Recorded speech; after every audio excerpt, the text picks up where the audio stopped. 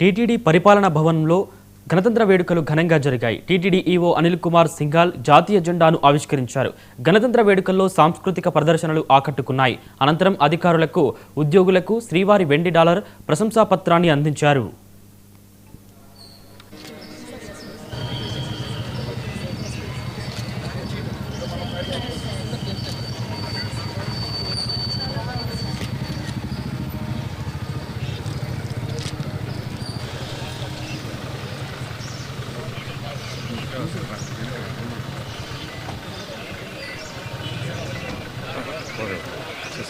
वीरों को हर्षाने वाला मातृभूमि का तन मन साथ जन में लश्कर बड़े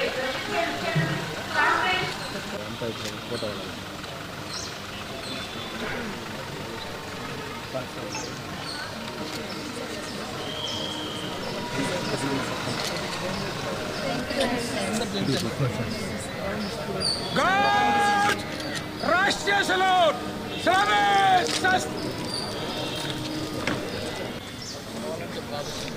जन गण मन अधिनायक जय हे भारत भाग्य विधाता द्राविड उत्कल गंगा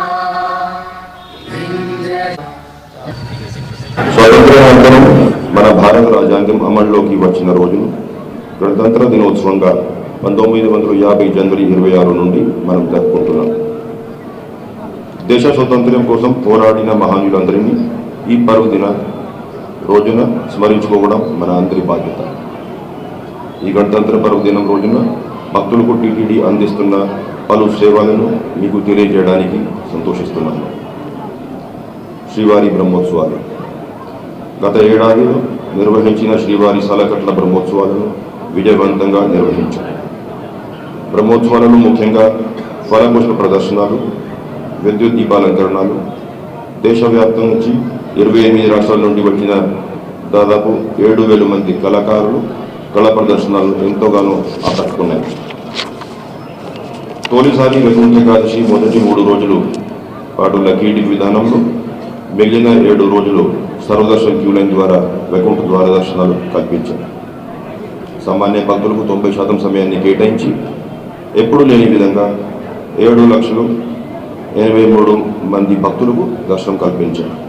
ఈ విధానం ద్వారా దర్శనం చేసుకున్న భక్తులు ఎంతో సంతోషాన్ని వ్యక్తం చేశారు.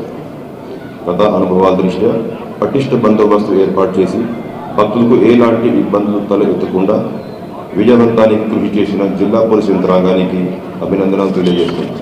స్వాతంత్ర్యానంతరం మన భారత రాజ్యాంగం అమల్లోకి వచ్చిన రోజును గణతంత్ర దినోత్సవంగా 1950 జనవరి 26 నుండి మనం జరుపుకుంటున్నాం.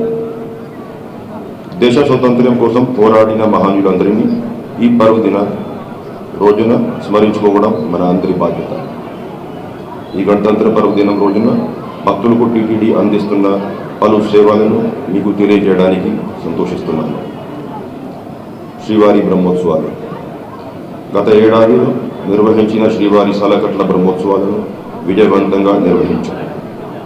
బ్రహ్మోత్సవాలను ఒక దేశానికి గణతంత్ర దినోత్సవం అంటేనే రాజ్యాంగం అమల్లోకి వచ్చి స్వయం పాలన రావటం అన్నమాట.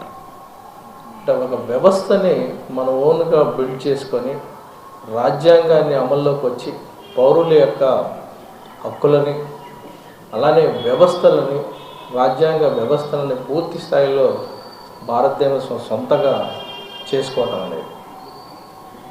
ఈ సందర్భంగా మనందరం కూడా ఒకటి గుర్తుపెట్టుకోవాలి. ఏ పని చేసినా కానీ ఒక వ్యవస్థ బిల్డ్ చేసుకోవాలి, ఒక స్ట్రక్చర్ క్రియేట్ చేసుకోవాలి. ఆ స్ట్రక్చర్ క్రియేట్ చేసినప్పుడు మాత్రమే ఏ పని అయినా, ఏ స్కీమ్ అయినా, ఏదైనా కానీ సస్టైనబిలిటీ ఉంటుంది, లాంగ్ టర్మ్ సస్టైనబిలిటీ ఉంటుంది. బెస్ట్ ఎగ్జాంపుల్ భారతదేశ రాజ్యాంగం. ప్రపంచాల్లో చాలా దేశాల్లో వచ్చాయి, చాలా దేశాలకు స్వతంత్రాలు వచ్చాయి, చాలా దేశాల్లో రాజ్యాంగాలు తెచ్చుకున్నారు. కానీ రాజ్యాంగ స్పిరిట్, రాజ్యాంగాన్ని అంత క్లుప్తంగా కానీ పటిష్టంగా రాసుకోకపోవటం వలన, లేకపోతే ఆ రాజ్యాంగాన్ని ఆ దేశాల్లో ఉన్న ప్రజలు అర్థం చేసుకోకపోవటం వలన ఎక్కువ రోజులు నిలబడలేకపోయాయి.